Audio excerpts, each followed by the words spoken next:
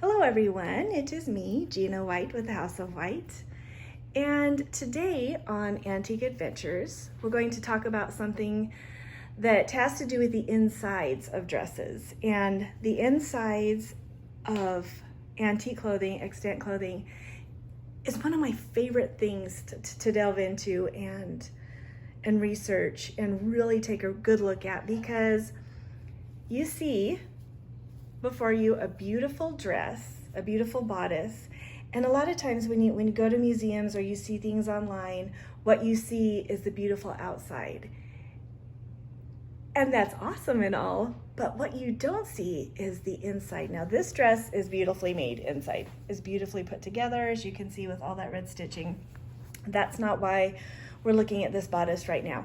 But on some of them, oh my gosh, it's insanely disorganized. There's raw edges. It's just really kind of scary to look at the inside, which actually makes me happy because sometimes the insides of my reproductions aren't that pretty.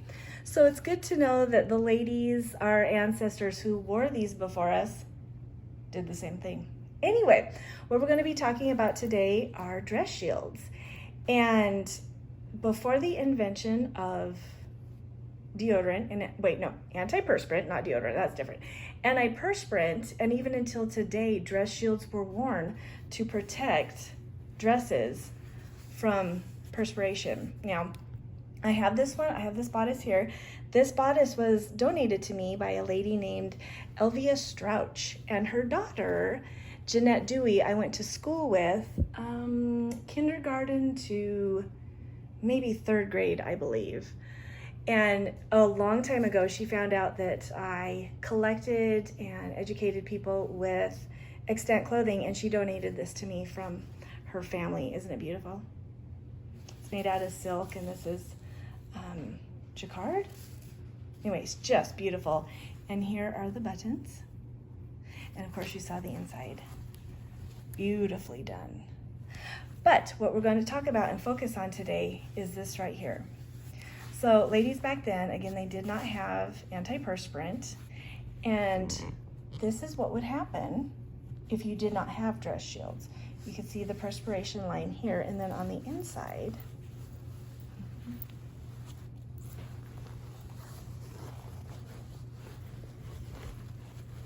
let's see, hold on. You can see it here as well.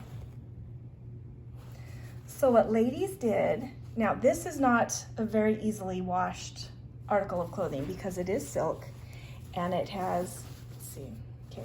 So it's lined with what was probably polished cotton or just cotton. So this would have been harder to clean than the Edwardian lingerie dresses that were made of very, very fine cotton. So this, to clean, you would have brushed it off or done spot cleaning. And so if a lady did not want to have these perspiration lines, one moment. Whoop. I gotta make sure this doesn't tip over. There we go. She would have used what was called dress shields. And this is from, let's see, a reproduction of the 1894-1895 Montgomery Ward catalog. And here you have dress shields right here.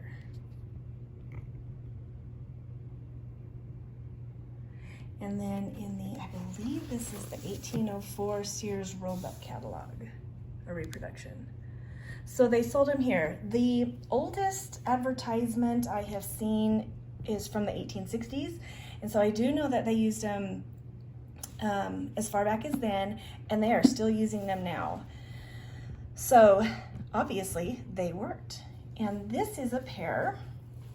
I had an antique wedding dress that was shattering. It was unsalvageable. And so I cut these dress shields out. There's two of them, and some boning.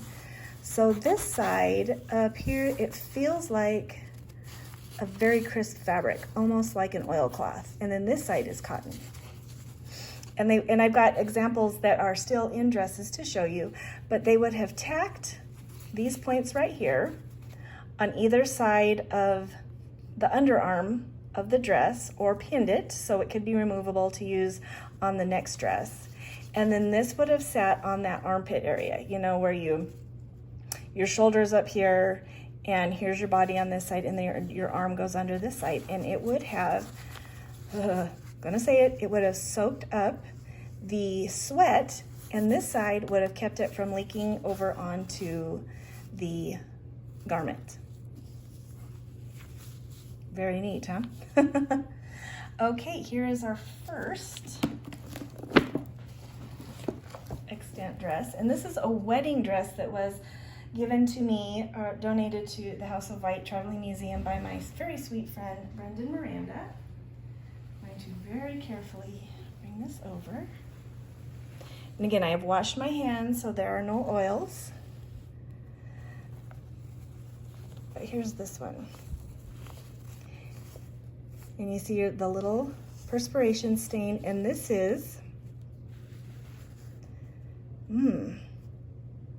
Kleinert, the best interlined silk featherweight. Then probably the size, I'm not sure.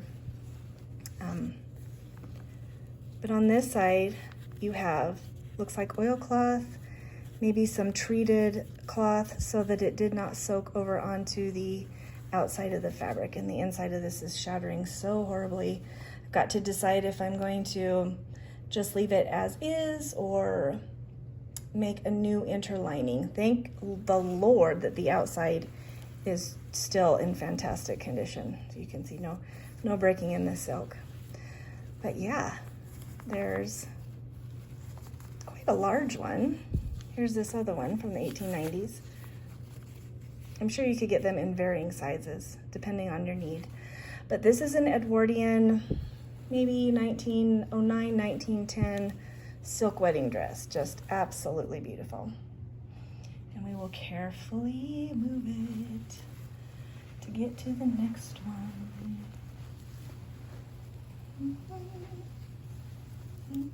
Okay, this is another early 1900s dress.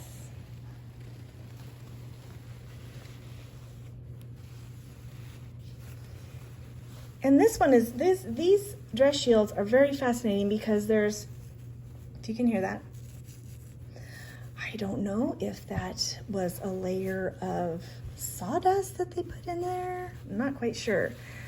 But these are Nichols Special Guaranteed Shields. Can be washed in hot water and ironed when dry. Have iron moderately hot. So these, again, they were tacked on right here. And then over here on the side seam. And then in these two places, and that tacking, it could have been removed, and then this could have been washed and worn over and over and over again.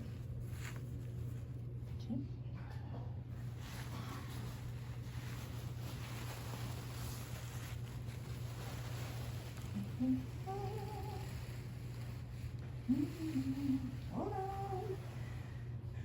Okay, now here is another beautiful bodice donated by Brendan Miranda, whose Instagram account is Miranda Millinery. He does such a fantastic job finding incredible extent clothing. Now, this one is interesting. Okay, so this one is already out. It came this way. It was untacked, or the tacking had been cut. But a lot of times, see how that's in there, just kind of squashed up? Could have been because it was put away wet. I don't know.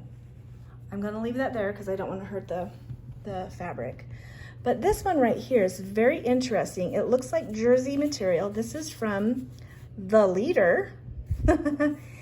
And it's got rubber in between. So it's a piece of rubber that has been layered on either side with a cotton jersey fabric. And then it's been pinked so that nothing frays.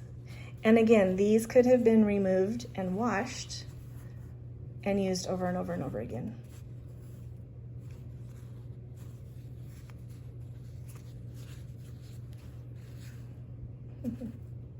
Very cool. Okay.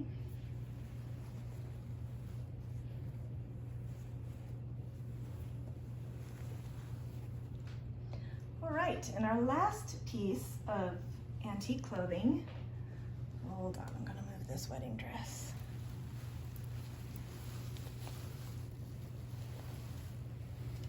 There we go. This bodice my mom found at a yard sale in Cambridge, Idaho, I believe.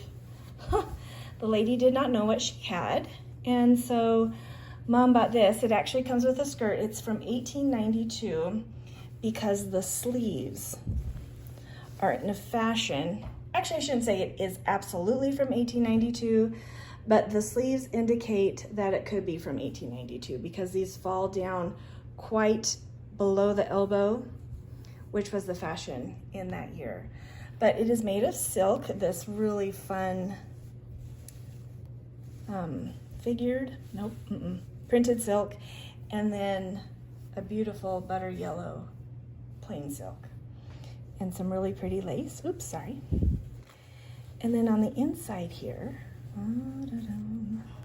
is another one of those dress shields that has the rubber and then the jersey knit fabric on either side. And let's see if I can get around down here without hurting it. Okay, so this says,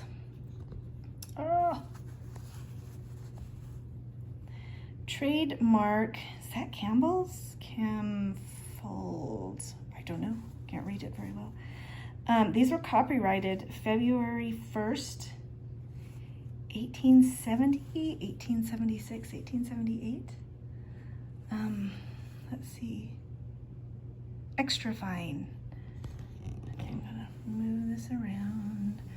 I was reading it upside down. Now I'm gonna have to move it around so I can read it right side up so I can actually read it. I can't tell what that is. But yes, these have been, dress shields have been around for quite a very long time. And just sewn into the armholes of the dress. Oops, sorry about that. Okay, let me see if I can show you on this very carefully. Okay, so here's the armhole all the way around here. So you tack it here and you tack it here, and then this lays right here and opens up, and this side goes on the inside of the sleeve and this side on the bodice side of the sleeve. So this more than likely would have been tacked down here as well, so that when your armpit goes here, the perspiration stays in here on the dress shield and does not get onto your dress. Cool, huh?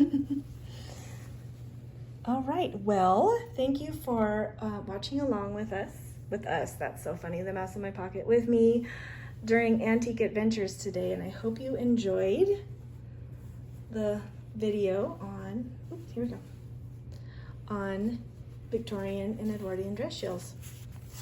Very handy to have around. All right, guys, have a good day. Toodaloo.